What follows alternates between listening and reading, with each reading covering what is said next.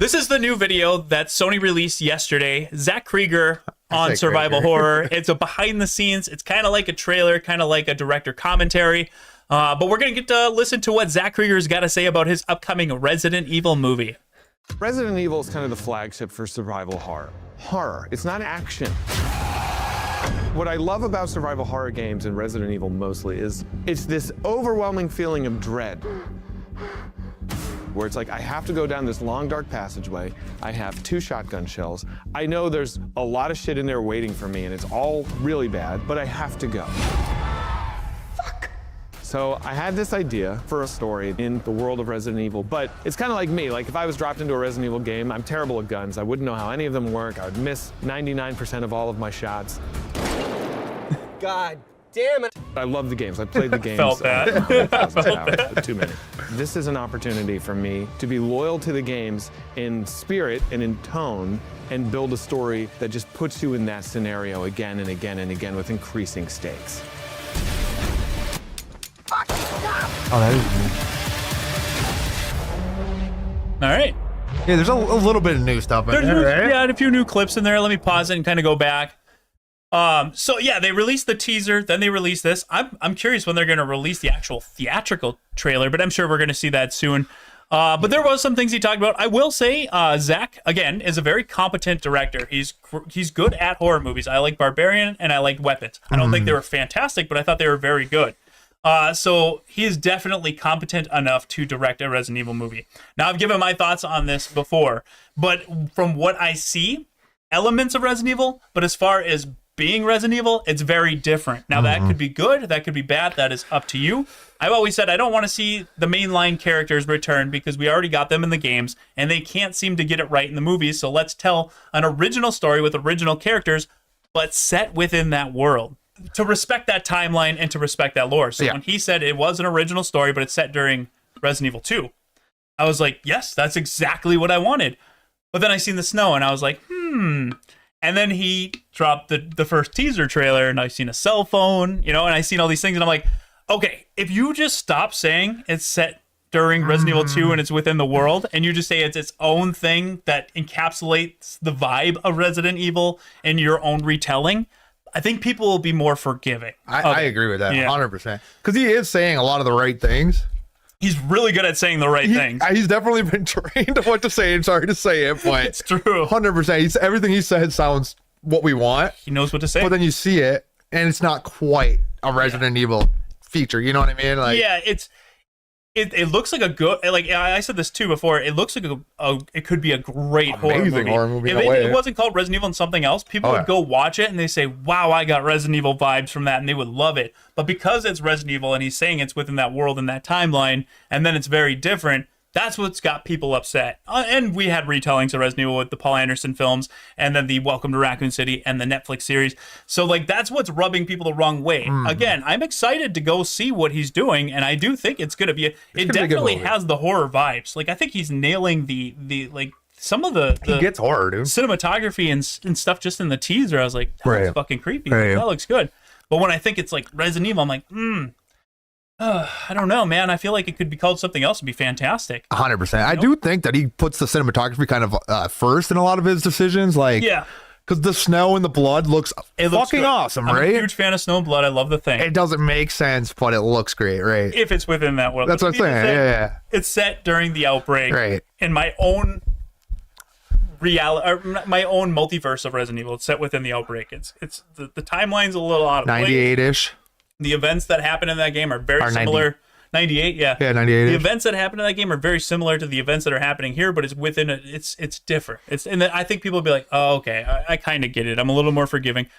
So I think that's just one correction he needs. But you're right. He's been trained, and he said 110%, dude. A lot of the right things. And I want to get a consensus right now in the chat. Are you excited for this? Hit 1.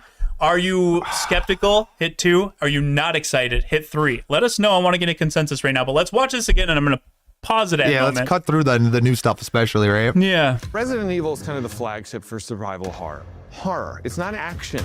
He's right. That's right. That's very good, Zach. You did good. Very right. So what I wanted. This scene's really interesting because you see something like it's like giving birth or like a baby demon. I don't know what it is, but everything is just covered in blood. Yeah. And that's like a really cool like aesthetic there. Like it looks I wonder if creepy. that's the arm thing.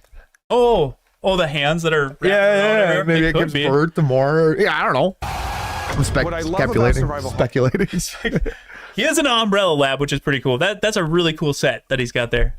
horror games and Resident Evil mostly is it's this overwhelming feeling of dread where it's like I have to go down this long dark passageway. I have 2 shotgun shells. Yes.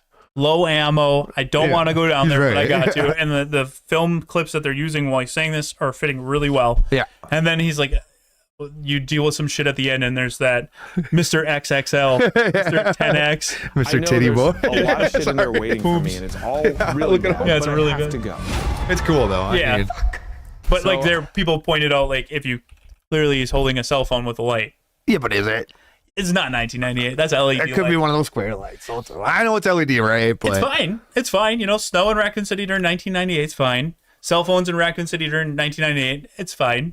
If you are honest and say it's not actually in the timeline of the games and it's set in a different time Yeah. with the same events. right. You know what I mean? So I had this idea for a story in the world of Resident Evil, but it's kind of like me. Like if I was dropped into a Resident Evil game, I'm terrible at guns. I wouldn't know how any of them work. I would miss 99% of all of my shots. I like this. That's 100% my favorite part of it I love because that. it's so true. Love dude. that. Like I started playing Resident Evil 2 in 1998 when I first started, and to this day I can't hit for shit. People always say, "How do you have 500,000 subscribers and you can't hit your target?" And I'm like, I don't know. I have no idea. I Right. shoot like a stormtrooper, and that I will say, like when he's going for the vibes of the games, he nailed it He with gets that. Yeah. and it's funny. He does get that. God damn it. But I love the games. I played love the that. games. It's my favorite. Thousands of hours, but too many. This is an opportunity for me. That's another thing that they're pointing out is he's got the first person perspective. I said it would be cool. Okay, so I said on X, I said it would be cool. I think it would be more of an homage to the series if it went to fixed camera angles, right?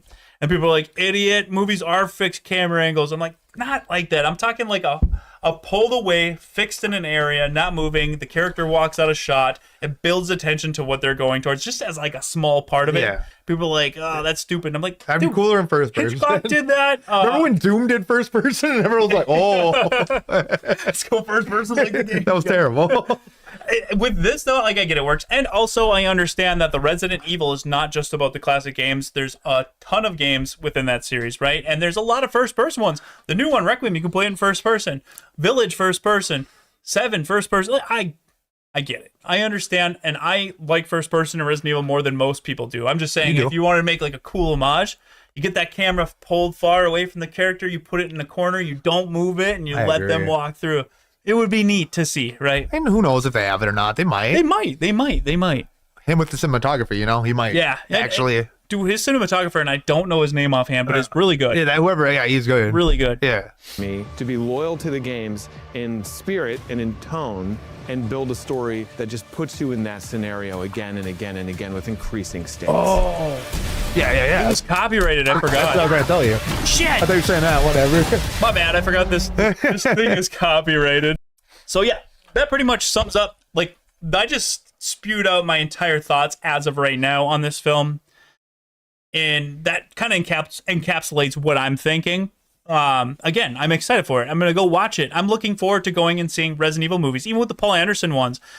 Were they Resident Evil? Very different. They were their own Resident Evil, but I still enjoyed that popcorn experience. Turn my brain off, sit down, don't overthink it, and just enjoy it. It was kind of like a habit for me, right? Every few years, you'd go see a Resident Evil movie, and I miss that experience. And I have my own, nostalgia for that side of Resident Evil because I went ever since I was a kid. Yeah. Even though I don't think it's like good, it's not good Resident Evil as far as like being in line with the games, but as its own thing, I came to enjoy it. Coming back and watching it's not as bad as I remember it.